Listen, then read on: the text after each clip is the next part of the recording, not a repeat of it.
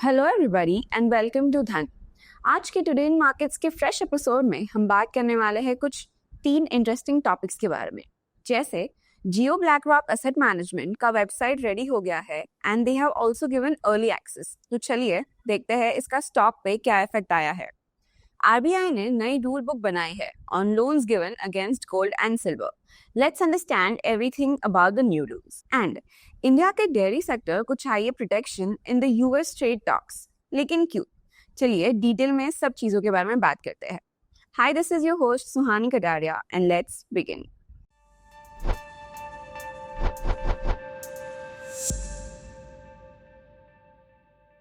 जियो financial services और दुनिया की सबसे बड़ी asset management company BlackRock का joint venture Jio BlackRock asset management अब ऑफिशियली इंडिया के म्यूचुअल फंड मार्केट में एंट्री ले चुका है। इसका एम है इन्वेस्टिंग को सिंपल, डिजिटल और सबके लिए एक्सेसिबल बनाना।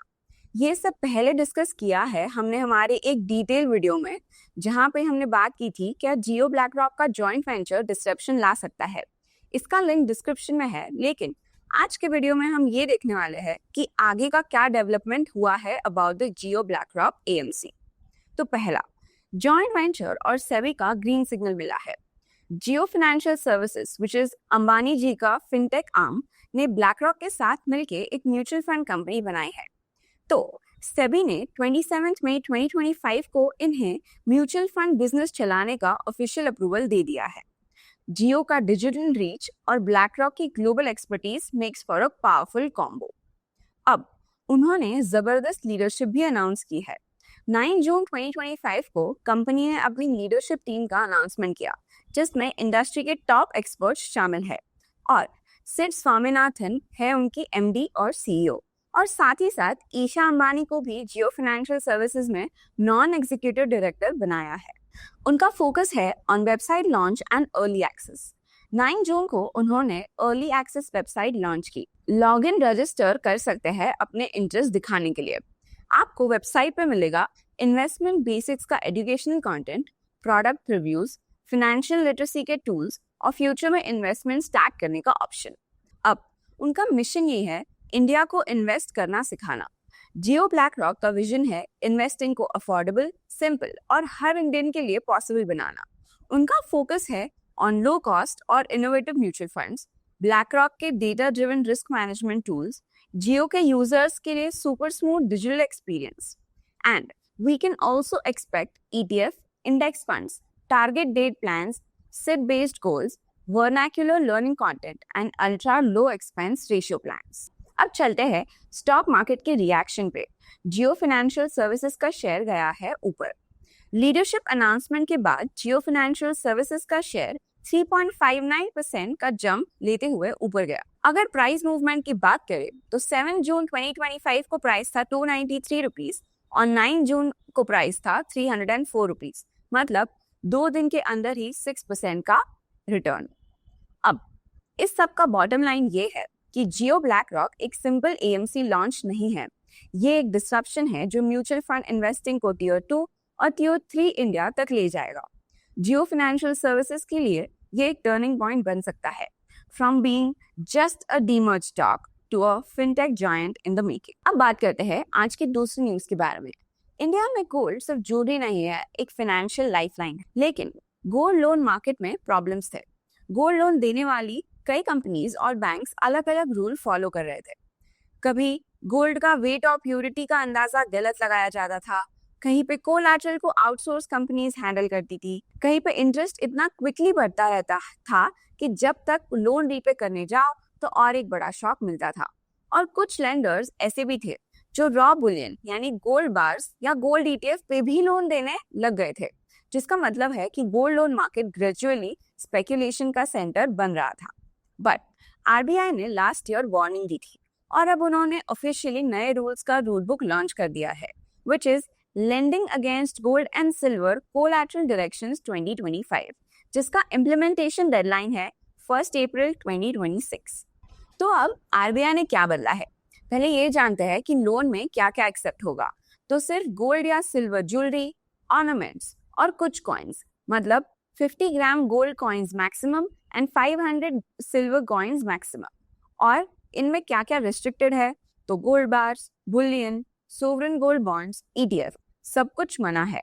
पेपर गोल्ड भी नॉट अलाउड है। अब लोन की वैल्यू कितनी मिलेगी, तो स्मॉल बोरोअर्स के लिए अब लोन अमाउंट बढ़ गया है। 2.5 लाख तक के लोन्स पर आपको 85% LTV मतलब लोन टू वैल्यू मिलेगा। पहले ये सिर्फ 75% होता था। अब अगर आपके पास 1 लाख रुपए का सोना है तो अब 85,000 तक का लोन मिल सकता है, जो पहले सिर्फ 75,000 तक का मिलता था। और अगर बड़ा लोन चाहिए मतलब 2.5 लाख से 5 लाख तक के बीच का, तो 80% का LTV मिलेगा। और अगर 5 लाख के ऊपर का चाहिए तो 75% LTV मिलेगा। पेपर वर्क और प्रोसेस भी अब सिंपल बना दिया गया है। 2.5 लाख से कम के लोन्स पर इनकम प्रूफ या क्रेडिट स्कोर के डिटेल चेक की जरूरत नहीं है, बस गोल्ड का वैल्यूएशन होगा और लोन मिल जाएगा। बट अब रोल ओवर गेम भी खत्म हो रहा है। पहले कई लोग इंटरेस्ट पे किए बिना ही लोन को बार बार रिन्यू करते जा रहे थे, बट अब RBI ने कहा है कि बुलेट लोन जिसमें सारी पेमेंट्स एंड में होती है, उनका मैक्स टर्म होने वाला है 12 मंथ्स। रिन्यू करने के लिए पहले पूरा इंटरेस्ट पे करना पड़ेगा, तभी एक्सटेंशन मिलेगा। ये बोरोअर्स को उनका डेट ट्रैप से बचाने के लिए किया गया है। कंज्यूमर प्रोटेक्शन अब सॉलिड बना दिया गया है, जैसे ट्रांसपेरेंट वैल्यूएशन, हर ब्रांच में स्टैंडर्डाइज प्योरिटी टेस्ट होगा और बोरोअर के टेस्ट के वक्त प्रेजेंट रहने का हक है। वैल्यूएशन सर्टिफिकेशन मिलेगा जिसमें प्योरिटी और वेट क्लियरली लिखा होगा। नेक्स्ट, सेफ स्टोरेज भी मिलेगा। गोल्ड सिर्फ लेंडर के एम्प्लॉयज हैंडल करेंगे, सिर्फ सिक्योर वॉल्ट वाली ब्रांचेस ही लोन दे सकती है। टाइमली रिटर्न भी मिलेगा। लोन रीपे करने के 7 वर्किंग डेज के अंदर गोल्ड वापस देना ही पड़ेगा। डिले हुआ तो 5,000 पर डे पेनल्टी भी लगेगा। और गोल्ड लोन कंपनीज के लिए अब क्या इम्पैक्ट होगा, तो कंपनीज जैसे मुथूट फाइनेंस, मनप्पुरम या बैंक्स जैसे फेडरल बैंक्स अब एक यूनिफॉर्म फ्रेमवर्क फॉलो करेंगे। अब इन सब का क्या फायदा है? फायदा ये है कि हायर LTV मिलेगा, जिसका मतलब ज्यादा कस्टमर्स उनको मिल सकते हैं। बोरोअर्स के लिए और भी ट्रस्ट बिल्ड होगा एंड टॉप अप लोन्स भी अलाउ होंगे अगर ओवरऑल LTV के अंदर हो तो। इसके साथ कुछ चैलेंजेस भी है, जैसे हर ब्रांच में सेम वैल्यूएशन मेथड फॉलो करना पड़ेगा, वेबसाइट पर वैल्यूएशन मेथड पब्लिश करना पड़ेगा, ऑक्शन में ट्रांसपेरेंसी लेनी पड़ेगी, मतलब न्यूज़पेपर में एड्स, प्रॉपर नोटिस और रिलेटेड पार्टीज बिड नहीं कर पाएंगे, और वॉल्ट्स और IT अपग्रेड्स के लिए कॉस्ट भी बढ़ जाएगा। बट लॉन्ग टर्म में मुथूट फाइनेंस जैसे बड़े प्लेयर्स के लिए ये एक कॉम्पिटिटिव मोड बन सकता है, क्योंकि वो ऑलरेडी कंप्लायंट है। छोटी NBFCs के लिए थोड़ा सा चैलेंजिंग हो सकता है। बट अगर कंक्लूड करते हैं तो RBI ने ये रूल बुक बनाया है ये इंश्योर करने के लिए कि जो लोग जरूरत में अपना सोना गिरवी रखते हैं उनके साथ इंसाफ हो, और जो लोन दे रहे हैं वो रिस्पॉन्सिबली और ट्रांसपेरेंसी से काम करे। अब आज का आखिरी news, India versus US dairy trade Wars का टक्कर। तो क्या हो रहा है? इंडिया और US के बीच एक इंटरिम ट्रेड डील पर बातचीत चल रही है, लेकिन एक मेजर इशू है जहां पे टक्कर हो रही है, विच इज डेयरी सेक्टर।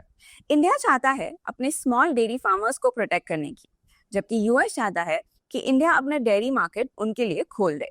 अब इंडिया का डेयरी सेक्टर देश का बैकबोन है।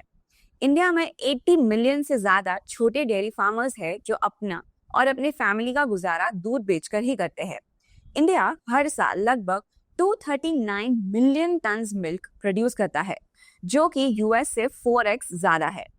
इंडिया का डेयरी सेक्टर ज्यादातर कोऑपरेटिव बेस्ड है, जैसे अमूल, और रूरल इकोनॉमी का कोर पार्ट है। पर US का ये डिमांड है कि हम उनके लिए अपना मिल्क मार्केट खोल दे। US चाहता है कि इंडिया अपने हाई टैरिफ्स और रिस्ट्रिक्शन कम करे, जिससे US का चीज, बटर और मिल्क पाउडर यहाँ इजीली आ सके। US की डेयरी एक्सपोर्ट इंडस्ट्री का साइज है अराउंड $8.2 बिलियन, और वो इंडिया जैसे बड़े मार्केट में घुसना चाहता है। लेकिन इंडिया का response was that we won't say yes so easily. India ने पहले भी UK और ऑस्ट्रेलिया के ट्रेड डील्स में डेयरी को एक्सक्लूड किया था, और वही ये डील में भी कर रहा है। GCMMF मतलब अमूल के MD जयंत मेहता ने कहा है कि अगर US डेयरी इंडिया में डंप करेगा तो ये हमारे छोटे फार्मर्स के लिए विनाशक हो सकता है। साथ ही इंडिया डिमांड कर रहा है कि US डेयरी सिर्फ तब इंपोर्ट हो जब वो उस स्टैंडर्ड को फॉलो करे जिसमें कैटल को मीट या ब्लड बेस्ड फीड नहीं किया गया हो। ये इंडिया के रिलीजियस और कल्चरल बिलीफ से जुड़ा है। अब India is trying to negotiate. India कुछ प्रोडक्ट्स जैसे ड्राई फ्रूट, इंजीनियरिंग गुड्स पर टैरिफ्स कम करने के लिए रेडी है, लेकिन डेयरी और फूड ग्रेन्स पर 30 to 60% इंपोर्ट ड्यूटी रहेगा। ये इंटरिम डील जल्दी फाइनलाइज करनी है, आइडियली 9 जुलाई 2025 से पहले, क्योंकि तब से यूएस ने नए टैरिफ्स लगाने का खतरा दिया है। अब ये सब क्यों है इतना इम्पोर्टेंट? बिकॉज रूरल लाइवलीहुड्स का सवाल है। 80 मिलियन लोग डायरेक्टली अफेक्ट हो सकते हैं। कल्चरल और फूड सेफ्टी कंसर्न्स भी है। यूएस को इंडियन नॉर्म्स के हिसाब से अपना फीड प्रैक्टिस बदलना होगा। पॉलिटिकल सेंसिटिविटी का भी इशू है। फार्मर्स के इशू इंडिया में हाईली इमोशनल और पॉलिटिकल होते हैं, जैसे 2021 का प्रोटेस्ट याद है, और ग्लोबल ट्रेड डायनामिक्स। अगर यूएस के साथ ये डेयरी डील खोल दिया तो बाकी कंट्रीज भी वही डिमांड करेगा, जैसे ईयू और यूके। तो इन शॉर्ट, इंडिया क्लियरली बोल रहा है कि डेयरी पे कॉम्प्रोमाइज नहीं होगा। तुम्हें मार्केट चाहिए तो हमारे स्टैंडर्ड्स को फॉलो करो और स्मॉल फार्मर्स का ध्यान रखो। बट यूएस ये कह रहा है कि हमें फेयर एक्सेस दो और हायर ड्यूटीज को हटाओ। इस सिचुएशन का सोल्यूशन क्या निकलेगा ये देखना इंटरेस्टिंग होगा, लेकिन डेयरी सेक्टर डेफिनेटली नेगोशिएशन का रेड लाइन बना हुआ है। अब चलते हैं हमारे न्यूज फ्लैश सेक्शन की ओर, जो आपको हमारे स्कैनएक्स के न्यूज टैब के अंदर न्यूज फ्लैश सेक्शन एक मिलेगा, जहाँ पे आपको क्विक न्यूज का एक्सेस मिल सकता है। तो जैसे हम देख सकते हैं that Donald Trump has expressed a potential willingness to reconcile with Elon Musk. उसके बाद हम देख सकते हैं that RBI is to use cash reserve ratio more often for liquidity management for long term. The RBI has announced plans to increase the frequency of using the CRR as a tool to regulate long-term liquidity in the financial system. This move aims to enhance the central bank's control over monetary condition. उसके बाद we can see that RBI considers variable rate reverse repo auctions to manage call rate. मतलब RBI is likely to introduce variable rate reverse repo auction as a measure to stabilize the call rate near the repo rate. This aims to improve liquidity management in the financial system. And we can also see that the RBI's liquidity framework जो update था वो delay हो चुका है. The updated liquidity framework from RBI's is not expected to be released soon. We can also see that the gold prices have risen amid the US-China trade uncertainty. Gold prices increased on Wednesday due to ongoing uncertainty surrounding the finalization of a US-China trade agreement. August gold futures on the MCX were trading at 97,208 per 10 grams, up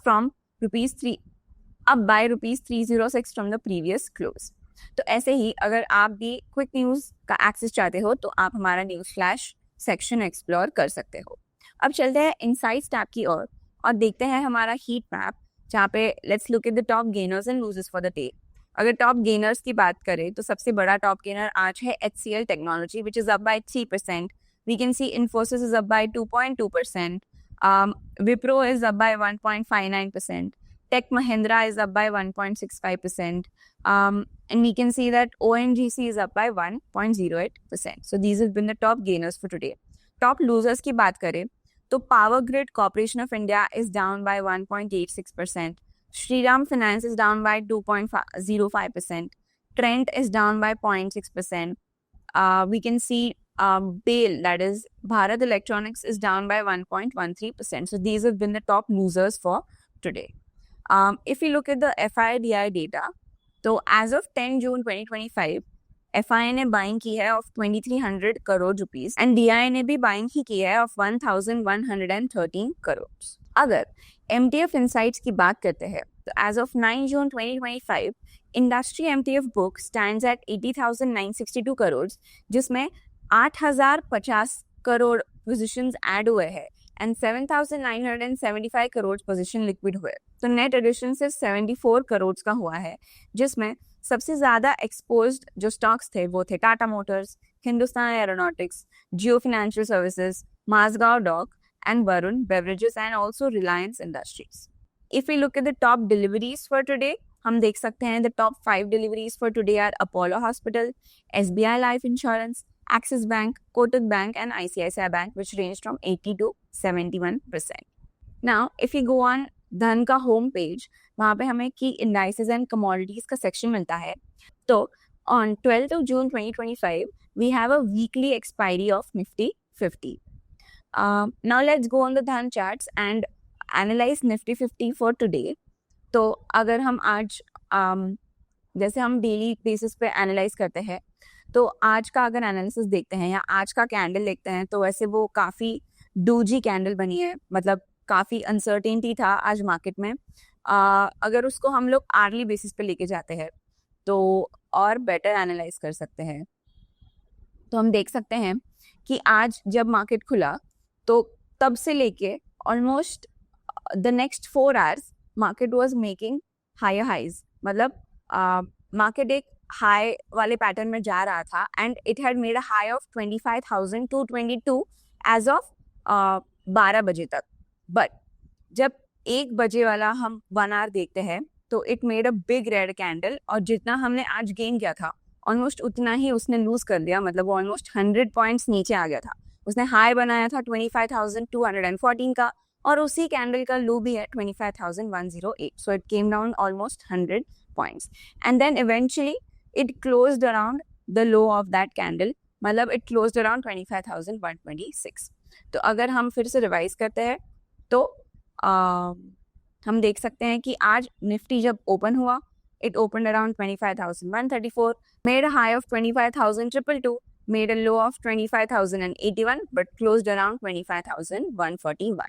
So around 37 points का gain है, 37 points ऊपर बंद हुए हैं।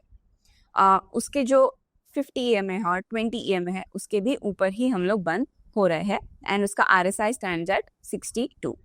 अगर Sensex की बात करते हैं तो सेंसेक्स भी सिमिलर उसने एक डोजी पैटर्न ही बनाया है, जहाँ पे सेंसेक्स ओपन हुआ था around 82,470, made a high of 82,783, but closed around 81,515। अगर हम इंडाइसेस को एनालाइज करते हैं तो आज का top gainer in the indices is Nifty 50 which is up by 1.26%, Nifty pharma is up by 0.5%, commodity is up by 0.47%, nifty auto is up by 0.1%. But if you look at the top losers, so Nifty PSU Banks is down by 0.88%, FMCG is down by 0.6%, Mid Cap is down by 0.5%. So these have been the top losers in the indices sector. So that's it for today. I'll see you tomorrow. तो अगर आपको ये video अच्छा लगे तो comments में हमें ज़रूर बताना आप क्या सोचते हो इस डेयरी डील के बारे में, एंड लाइक करो, शेयर करो, सब्सक्राइब करो, and till then stay curious and stay updated. Investments in the securities market are subject to market risk. Read all the related documents carefully before investing.